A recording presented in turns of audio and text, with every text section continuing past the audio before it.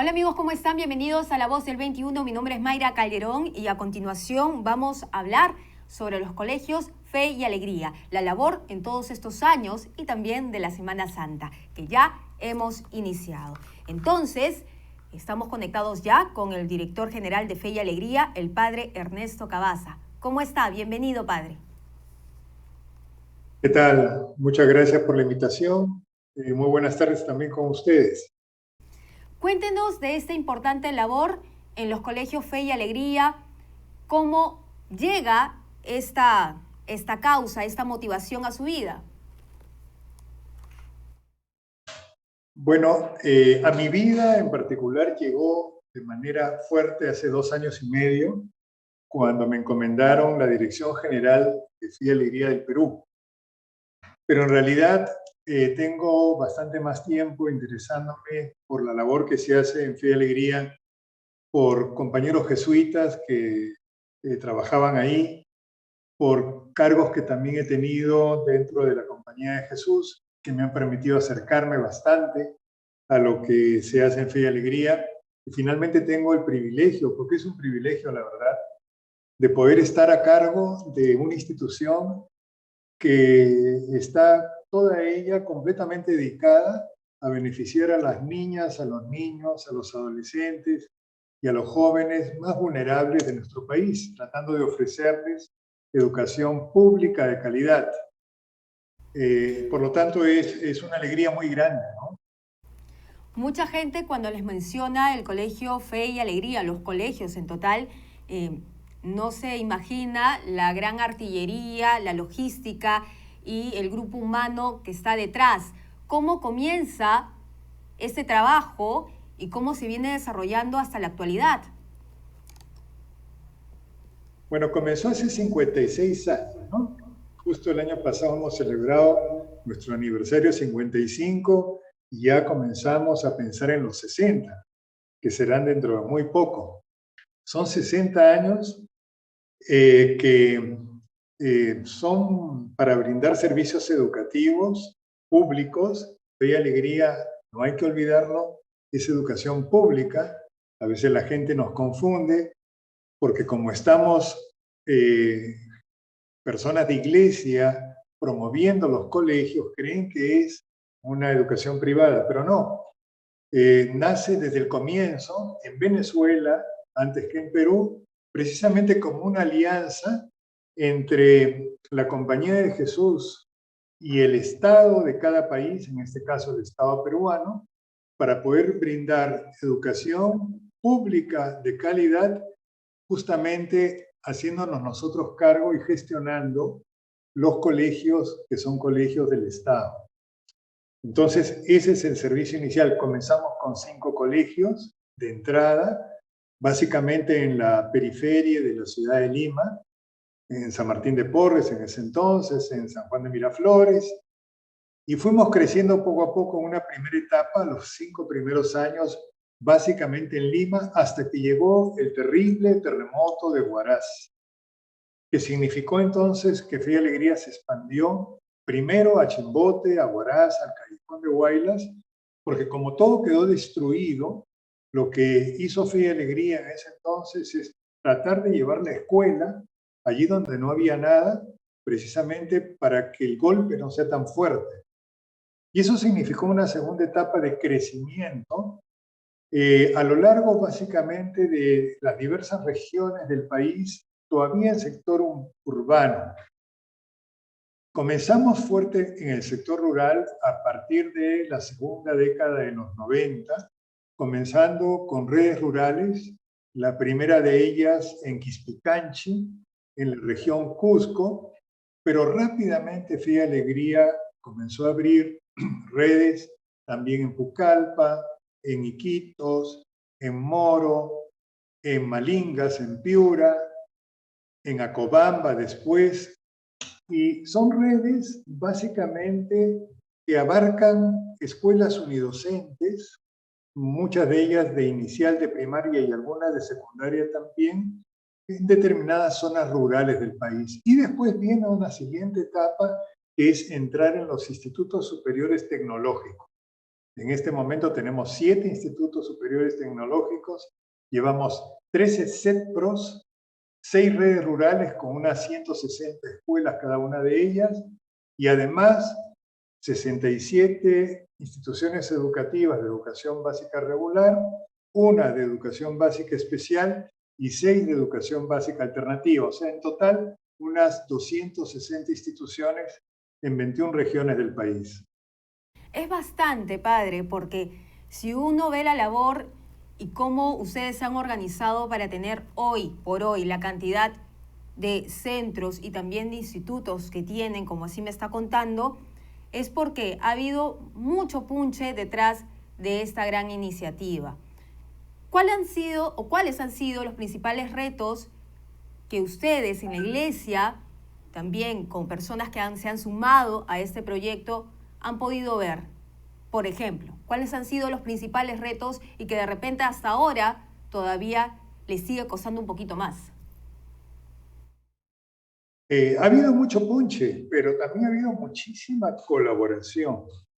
Lo importante en Fe y Alegría, me parece, es su gran capacidad de convocatoria. Es por eso que se han ido logrando esto que les acabo de indicar. Estos números no surgen de la nada, no se improvisan, sino que detrás de ellos hay un conjunto de actores educativos que van poco a poco promoviendo lo que hoy día es una educación pública de calidad y que comienza con una alianza fuerte con los padres y madres de familia de sectores muy vulnerables, muchas veces, por ejemplo, de invasiones en los alrededores de la ciudad, que piden para sus hijos una escuela y que se organizan para eso y que convencen a la asociación vecinal o a la organización barrial o la organización comunitaria para que soliciten una escuela en ese lugar. Y se comprometen además a mantenerla activa y hacerla crecer a lo largo de muchos años. Son los primeros aliados. Pero inmediatamente después también el Estado. El Estado aporta las plazas, el Estado aporta el equipamiento, el Estado aporta los materiales educativos, el Estado aporta los alimentos, la alimentación. Y a ello se suma también que otras organizaciones de iglesia, congregaciones religiosas, similares a la Compañía de Jesús, que promueve esta actividad, son 48 congregaciones religiosas que dicen, yo quiero colaborar con esto, por favor me hago cargo de una, de dos o de 3 instituciones educativas para poderlas llevar adelante. Además de eso, poco a poco se van juntando también otros grandes aliados y uno de ellos, un aliado muy importante, es el de la empresa. Estamos ahora precisamente renovando un convenio con la empresa, con el grupo Falabella, con quien ya venimos trabajando desde hace 17 años, desde el 2005, en que el padre Bach, que es entonces director y responsable de la empresa, deciden aliarse y a lo largo de todo este tiempo ir generando precisamente una serie de apoyos a través de un programa que se llamó Escuela Digital, que pretende afirmar la infraestructura y la accesibilidad digital, en el que nosotros también estamos como un programa que queremos implementar a lo largo de 10 años. Empresas como Falabella, empresas como ATP, por ejemplo, o como Fundación Telefónica, están colaborando muy activamente para llevar adelante un desafío. Tú me preguntabas por los desafíos. Un desafío que para nosotros es clave y después de la pandemia aún más es la digitalización de nuestras escuelas, de nuestras instituciones educativas. De modo tal que podamos ir avanzando en un cierre de brechas que se ha mostrado en la pandemia como muy fuerte.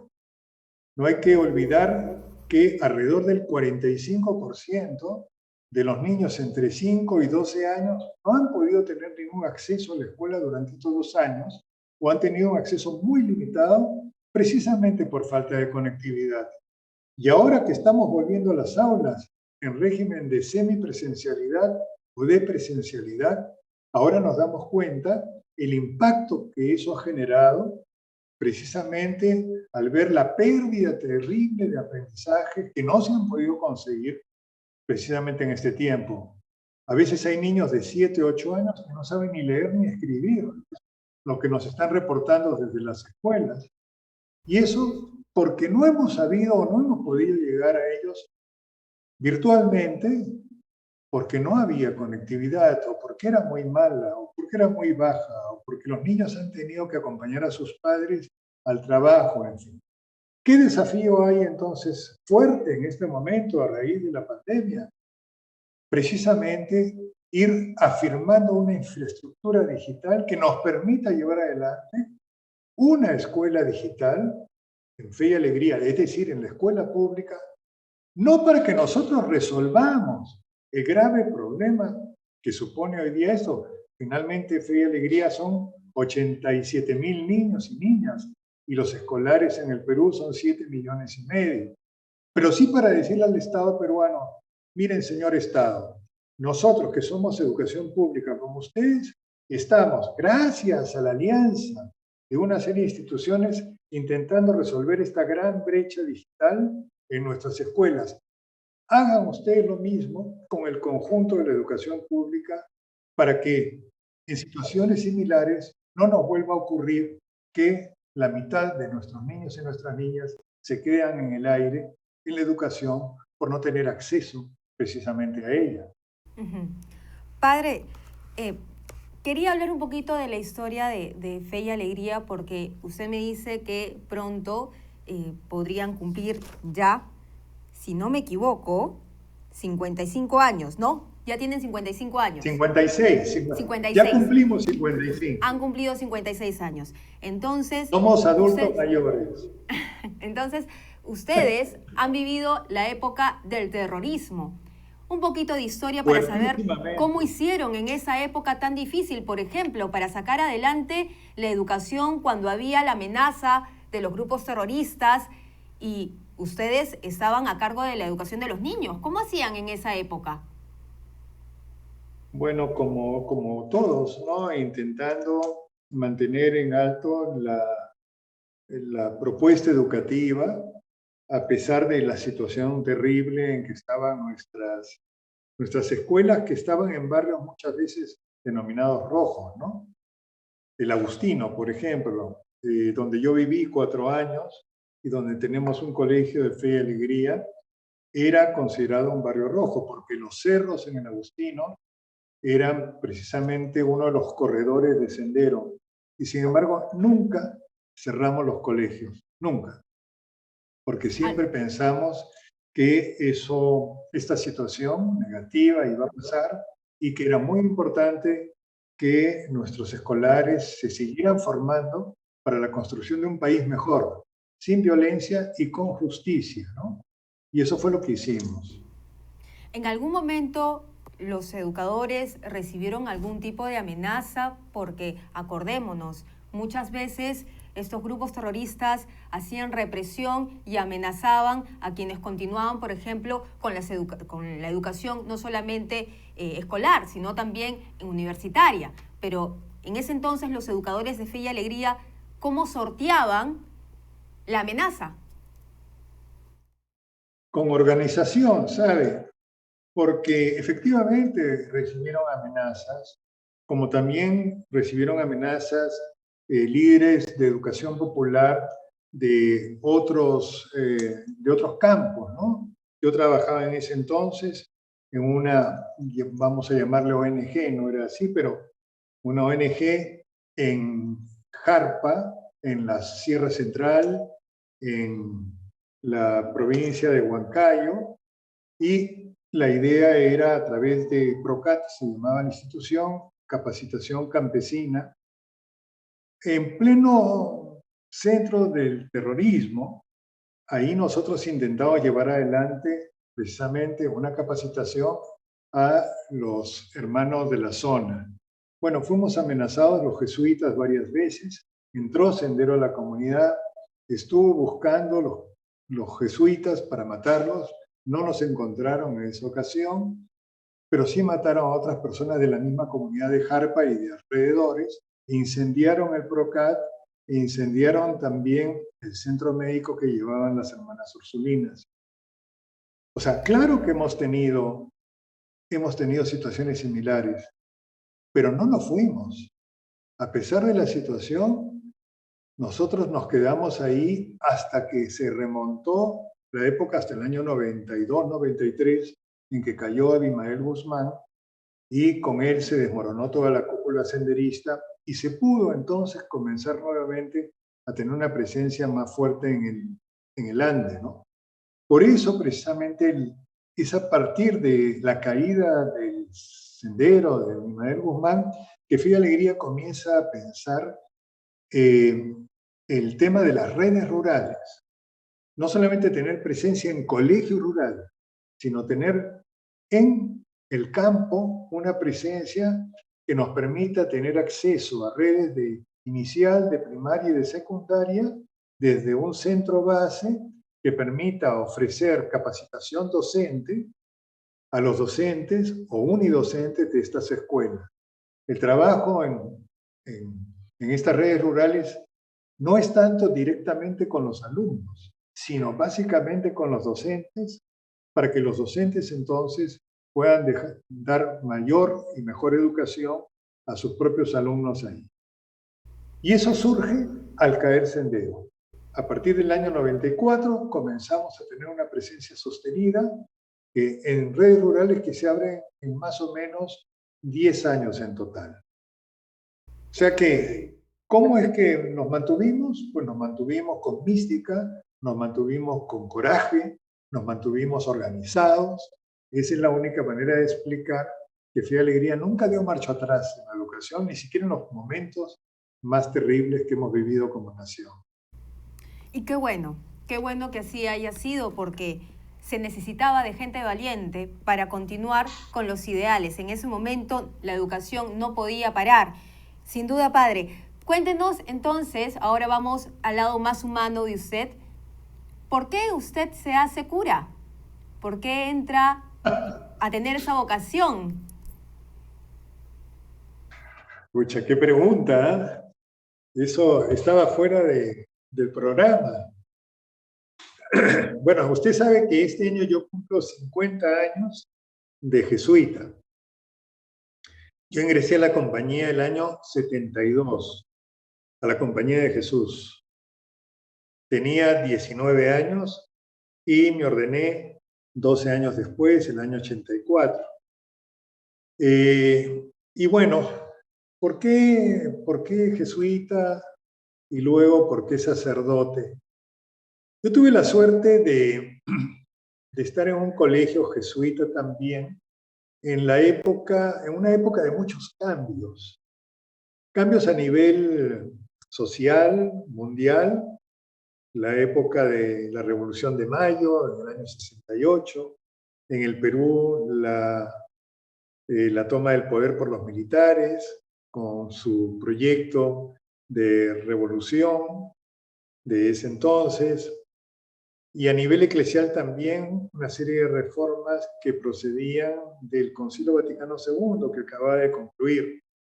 Entonces, mi experiencia de cuarto y quinto de secundaria en el colegio fue una experiencia de abrir nuevas perspectivas, nueva visión. Para mí todo era en ese momento novedad. Y parte del proceso de novedad era ir desde la clase media, donde yo estaba, yo nacido ahí en ese sector, a experiencias sociales, primero en los barrios de Lima, en concreto en Leticia, y después en diversas regiones del país, primero en Cusco y después muchos años en Cajamarca. Prácticamente nos recorrimos Cajamarca haciendo experiencias de lo que hoy se llamaría voluntariado. Íbamos con compañeros primero de colegio y después de universidad, unos 15 días a diversos lugares de esas regiones para poder apoyar a instituciones sociales de la zona, para poder conocer más o hacer investigaciones. Así, como éramos universitarios, nos ayudaba para trabajos universitarios y nosotros a su vez colaborábamos a las acciones que se hacían en las instituciones locales. Y bueno, así me fui abriendo una realidad del país que a mí me impactó, que me hizo sentir que tenía que dedicar mi vida a los más pobres, aquellos que no tenían nada. Yo era un privilegiado en medio de un país pues que tenía muchísimos sectores muy, muy vulnerables. Y entendí que esa era la misión que Dios me daba, ¿no? Y bueno, ya llevo 50 años en ella y encantado además, porque me ha permitido brindar un servicio de diversos modos a lo largo de estos 50 años a estos sectores, a estas personas con las que me he ido encontrando a lo largo del camino, que para mí han sido una verdadera bendición, porque me han ofrecido formas de humanidad que probablemente yo nunca hubiera encontrado si hubiera seguido lo que previsiblemente me esperaba por el colegio o por la familia o por la clase social de la que provenía. Entonces sí, Padre, yo me siento una persona privilegiada, muy enriquecida por todos estos contactos. A mí, los pobres me han ayudado a crecer como persona y como cristiano. Por eso sigo acá. No sé si con eso respondo a su pregunta. claro que sí. Padre, yo quería también preguntarle si usted recuerda algún episodio que lo haya conmovido en todos estos años dentro de su participación en la educación. Algún episodio que quizá lo haya marcado y lo recuerda hasta el día de hoy. Bueno, varios episodios, ¿no? A mí la educación me ha marcado desde que yo mismo fui estudiante. Me marcó mucho mi experiencia universitaria, tener grandes maestros. Yo estudié en la Universidad Católica, los estudios generales, y bueno, tuve como profesor a Luis Jaime Cisneros, por ejemplo, que para mí fue una persona que me abrió el mundo por el modo como se relacionaba con los estudiantes, ¿no? Muy cercano, muy próximo. Y después, profesores como Gustavo Gutiérrez, desde el punto de vista teológico, que me ayudaron pues a formular mi fe de un modo muy particular. Pero sí hay algo que me marcó mucho, fue la experiencia de ser educador popular en el Agustín. Yo estuve viviendo 4 años allí, 2 años estudiando filosofía en el Agustino y 2 años de maestrillo, le llamamos en la compañía. Es una especie como de práctica preprofesional antes de entrar a teología para hacerse uno cura. Y ahí no hice o no seguí, ni vi ni ofrecí cursos formales, sino más bien llevamos adelante un centro de estudios y comunicación social y le ofrecía a los jóvenes cursos de periodismo popular, cursos de música popular, de teatro, y bueno, pues ahí estuve yo metido con ellos tratando de aportar lo que más o menos sabía. Y esa experiencia de hacer educación popular, no formal, fuera de la escuela, a mí me enseñó a que lo que importaba no era tanto la enseñanza cuanto el aprendizaje, que no había que ponerse tanto del lado del profesor cuanto del estudiante, y que lo fundamental era que más allá de lo que yo me había planificado hacer, era lograr que la persona a la que yo me dirigía, el estudiante, el escolar, el joven, pudiera efectivamente ir haciendo sus propios procesos personales de aprendizaje que diferían de los míos, porque ahí aprendíamos los dos. En esa posición interactuábamos, ¿no? No había una posición asimétrica de un profesor encima o por arriba del alumno, sino una interacción entre ambos. Y también me ayudó mucho programas de alfabetización que pude hacer en ese entonces con señoras, primero de un hospital y después de un barrio popular. Y claro, al universitario, que yo era en ese entonces, lo obligaba a colocarse a nivel de una persona que recién comienza a aprender el alfabeto, al estilo de los programas de Paulo Freire. Entonces yo recuerdo la primera ficha que tuve que trabajar con señoras del Agustino de un barrio fue la parada, para enseñar la vocal A, entonces la parada. Porque lo primero que había que trabajar con las señoras no era la letra, ni la sílaba, ni la palabra, sino había que aprender a contextualizar y hacer próximo el aprendizaje, porque estas señoras iban a la parada todos los días a las 3 de la mañana a vender sus productos. Entonces eran aprendizajes significativos que tenían que ver con la experiencia cotidiana de las personas. Y eso me marcó para siempre.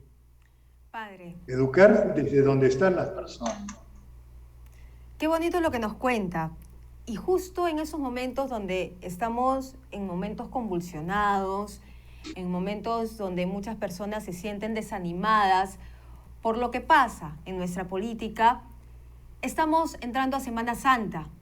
¿Cuál es la reflexión final de esta fecha tan importante que nos invita a pensar?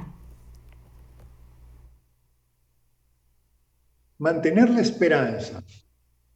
Yo diría, no solamente porque la esperanza es lo último que se pierde, sino porque la esperanza es el gran motor para construir juntos el futuro. Por lo tanto, hay que mantenerla, hay que renovarla, hay que alimentarla. Ahora que estamos en Semana Santa, hay que precisamente alimentarla con mucha más fuerza. No podemos dedicarnos solo la Semana Santa a pasarla bien, a que sean 4 días de vacaciones, la última semana del verano. Bien, pero no es eso desde el punto de vista de la fe, desde el punto de vista cristiano, lo que desearíamos para una Semana Santa bien vivida, sobre todo en el contexto actual.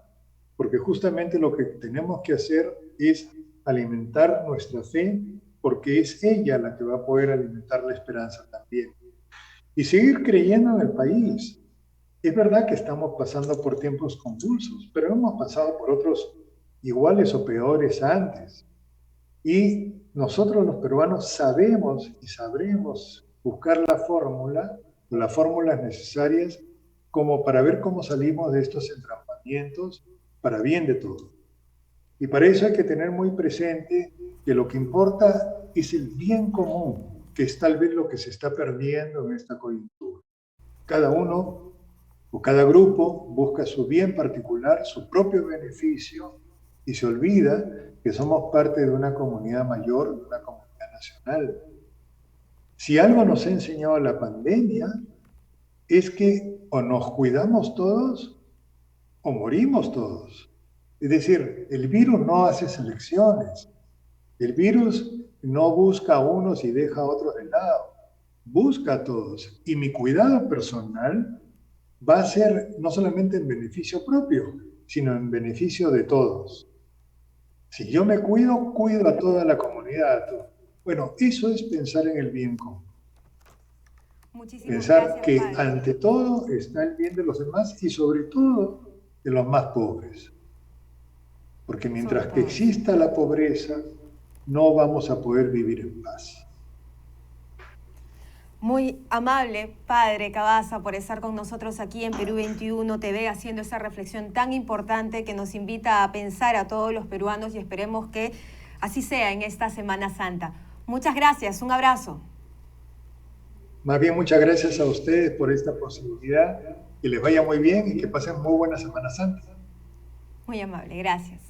Bien, era entonces el director general de Fe y Alegría, el padre Ernesto Cabaza, que estaba con nosotros hablándonos de la importante labor, la labor social que se hace con los colegios públicos Fe y Alegría, donde detrás de esos colegios hay toda una artillería, hay un grupo humano y también varias comunidades que han podido sacar adelante la educación para los que menos tienen. Esta es la información, regresamos más adelante.